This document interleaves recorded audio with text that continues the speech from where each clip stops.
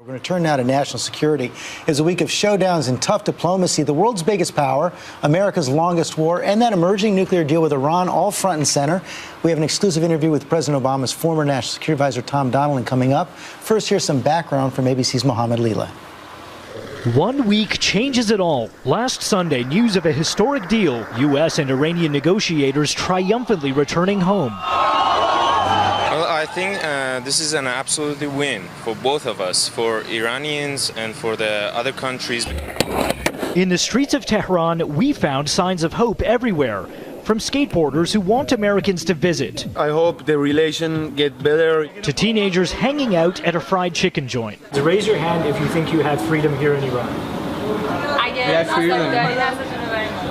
But this week, it's back to reality. Saudi Arabia, America's longtime ally, is nervous about the new deal, and Israel is sending teams to Washington to lobby against it. All of this forcing Secretary Kerry to try reassuring Congress and those allies overseas the deal is narrow. So believe me, when I say this relief is limited and reversible, I mean it. And in neighboring Afghanistan, another foreign policy headache. The standoff between President Karzai and President Obama continues, despite a diplomatic full-court press. After 12 years and more than 2,000 American troops killed, Karzai is refusing to sign a long-term security deal with the United States. A drone strike this week that reportedly killed a young Afghan boy, only making tensions worse. If the deal isn't signed, America says it'll pull all of its troops out next year. Meanwhile, off the coast of Japan, it's a symbolic fight. Take a look at this map. It's what China calls its new air defense zone. The Chinese announced any aircraft that want to fly through it need permission, even though the area covers 2 islands Japan says it owns. It's prompted this warning from America's new ambassador to Japan, Caroline Kennedy. Unilateral actions like those taken by China undermine security and constitute an attempt to change the status quo in the East China Sea. And George, when 2 American B-52 bombers entered that airspace this week, how did the Chinese respond? Well, they scrambled their own fighter jets to tail them. So in this case, the tension really is sky high. George. Okay, Mohammed, thanks very much. Let's bring in Tom Donilon now. Up until August, he was President Obama's National Security Advisor, here for his first Sunday interview since leaving that post. Welcome to This Week, Tom. Let's begin with that cat and mouse game going on in China. I think a lot of people look at that and say, why should we care so much about a couple of uninhabited islands in the East China Sea? Well, what we should care about are actions which raise tensions in Northeast Asia. You have obviously major powers there, China, Korea, and Japan. And the Chinese have unilaterally undertaken a set of steps here, which instead of lowering tensions, increase tensions. And most importantly, George, they really do present the prospect of the possibility of miscalculation and mistake. Remember, in 2001, we had an incident where you had a Chinese fighter pilot killed in a collision with a U.S. plane that had to land in China. And it's that risk of miscalculation and mistake that we need to be very concerned about going forward. And in some ways, you saw something like this coming. When you were the President's National Security Advisor, you were really put a lot of energy, a lot of time in your personal time into this so-called pivot to Asia. Should Americans get used to the idea now that China really is our #1 rival in the world? Well, I'd look at it this way, is that Asia is a principal opportunity for the United States and the world going forward. Our prospects and Asia's prospects are linked. It's the fastest growing economic area in the world, and there's a tremendous amount of opportunity there. And secondly, for 60 years, the United States has provided the security platform on which Asia's social and economic development has been built. It's a critical role for the United States, and it's one that we should play going forward. And indeed, our decision at the outset of the Obama administration was that we should put more effort into this and provide additional effort and security in the region in order to allow it to go forward. Because do a thought experiment. Do a thought experiment just in this current incident.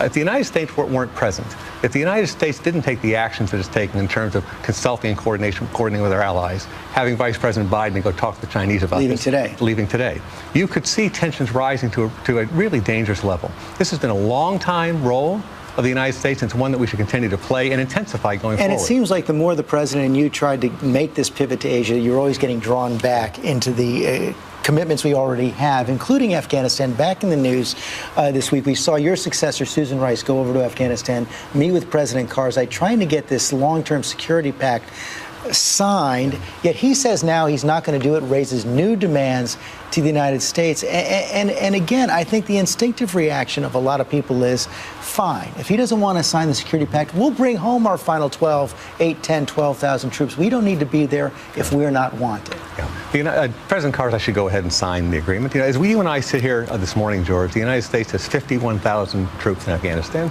Not on the front pages of the newspaper the way it had been in the past, but 51,000 troops. Casualties way down, though. Casualties way down, and we are in the process of withdrawing from Afghanistan, and we hope to complete that. We will complete that mission by the end of December 2014. What this discussion is about is whether or not there should be any support, any presence of U.S. troops after 2014 inside Afghanistan. So why should there be? Well, for a couple of reasons. First of all, President Karzai should go ahead and sign the agreement. It's been approved by a very large assembly of leaders in Afghanistan. 2,500 leaders got together, looked at the proposed agreement with the United States after December 31st, 2014, and asked recommended President Karzai that he sign it. President Karzai should sign it because I think it's in Afghanistan's interest and I think it's in our interest. That said, his refusal to sign at this point, I think, is reckless. I think it's reckless in terms of Afghanistan, and I think it also adversely impacts our ability to plan coherently and comprehensively for a post-31st 2014 Does the U.S. mean it when it says, fine, if he doesn't sign it, we really will pull everyone out? Well, at some point, George, it becomes impossible to make those kinds of plans, right? Number one. Number two, yes, if the United States doesn't have a bilateral security arrangement with Afghanistan that supports its troop presence there and provides the kind of guidance and protections that we need, the United States cannot be present in Afghanistan after December 31st, 2014. And this has a cascading effect. If the United States isn't there, then the NATO allies won't be there because the NATO allies rely on the capabilities that the United States provides. We won't have the same kind of support for the Afghan national security forces, and I think it'll impact non-security assistance as well. It's a very big point of decision here for the Afghans, for President Karzai. He should go ahead and sign the agreement, and if he doesn't, I think the United States will move towards plans for so-called Option B. And by the way, the United States has a lot of options with respect to being able to pursue its interests. Could that cost all the gains that have been made in this long war? We think that at the end of the day, it would be better to have continued support for the Afghan national forces and have a small counterterrorism presence in Afghanistan. But again, as I said earlier to you, George, the United States has a lot of options in terms of protecting its interests in the region. Let's talk about Iran. You also helped lay the groundwork for last week's nuclear deal with Iran, a temporary 6-month deal. But even some of the president's allies in Congress have been quite critical of the deal, saying it just freezes the Iran programs, doesn't cause any rollback. And you saw President Rouhani of Iran in this weekend's Financial Times say that Iran is absolutely determined to maintain uranium enrichment sites, says it's 100% red line for his government. If they maintain that position, can there be a permanent deal that works with Iran? Well, he's laying on a maximalist position at this point as we begin the negotiations for a comprehensive agreement. And no, there's going to have to be rollback of the uranium program for there to have to be a comprehensive deal at the end of the 6-month negotiation. But the interim steps are quite significant and I think positive in this way. They freeze the program in place. They roll back portions of the program, particularly the 20% enriched uranium, which is going to be neutralized. It provides intensive monitoring, including in places where we hadn't monitored before. And it addresses something the Israelis have been very concerned about, and we've been concerned about, which is the plutonium-producing reactor at Iraq. It's a very good foundation as a backdrop against which to have comprehensive negotiations. I think it's a very solid achievement by Secretary Kerry and President Obama and the administration. And again, I think it's a very solid basis on which to go forward. The other thing it does, George, is this. The Israelis and we were concerned that if you opened up a negotiation with the Iranians, that they would use the pendency of those negotiations to advance the program and stall the negotiations. That's not going to be the case here because everything is frozen in place during the time that negotiations are underway. You know, one of the things we've seen, though, is that it's created a lot of upset, not only in Israel, but also among some other allies in the Middle East, like Saudi Arabia. And it feeds into a general perception among some of our adversaries, like Vladimir Putin, like the Saudis, that the president has been vacillating and weak. How do you respond to that? Well, I think that I don't see how, in this case, you could call the president vacillating and weak. I mean, how did we get here with respect to Iran? We got here through a U.S.-led, very tough isolation and pressure campaign. The centerpiece of that campaign were the sanctions.